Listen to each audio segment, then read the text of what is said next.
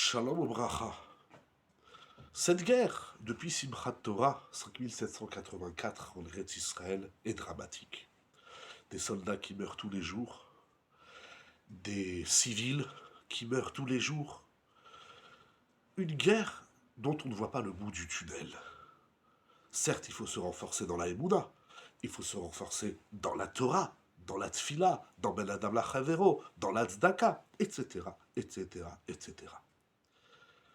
Je voudrais vous faire part de deux points. Je ne sais pas si on les fera les deux dans cette vidéo, mais premier point. Il a dit, le Rishon LeZion, le grand rabbin d'Israël, quelque chose d'extraordinaire, peut-être de gênant, de perturbant, mais il a dit quelque chose d'extraordinaire.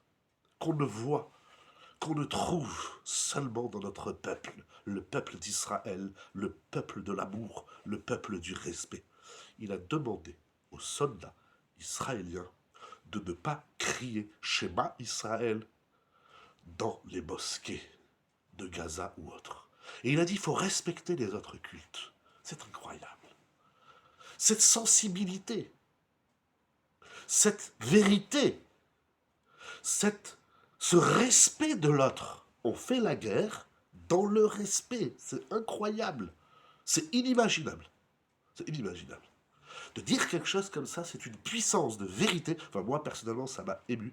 J'ai trouvé ça fantastique que le grand rabbin d'Israël, il demande aux soldats ne criez pas Shema Israël dans les mosquées. Respectez les autres cultes, respectez les autres religions. On n'est pas ici dans une guerre de religion. D'ailleurs, Israël, dans son histoire, n'a jamais fait de guerre de religion.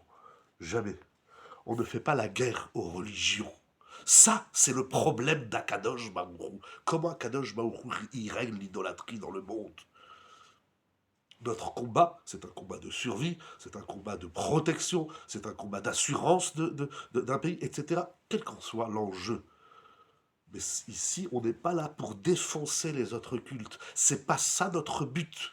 Au contraire, on respecte la tolérance d'Israël envers les nations idolâtres, non croyantes. Moi, je trouve ça fantastique, je trouve ça extraordinaire. Oui, le côté dramatique est là, mais il ne faut pas le rendre dramatique encore plus.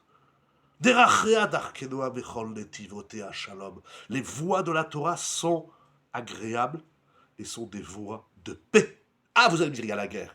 Mais Israël sait faire la guerre tout en y mêlant cette sensibilité du respect de son ennemi, ce qui n'existe nulle part ailleurs.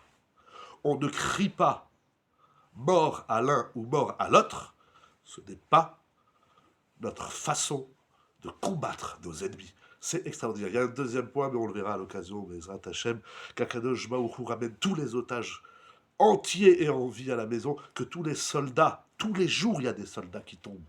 Tous les jours, c'est dramatique. Alors qu'est-ce qu'on va faire? On ne peut pas rester les bras croisés. Et on va se renforcer dans cette notion du shalom et du kavod de celui qui nous vaut du mal. Vous vous rendez compte de la puissance?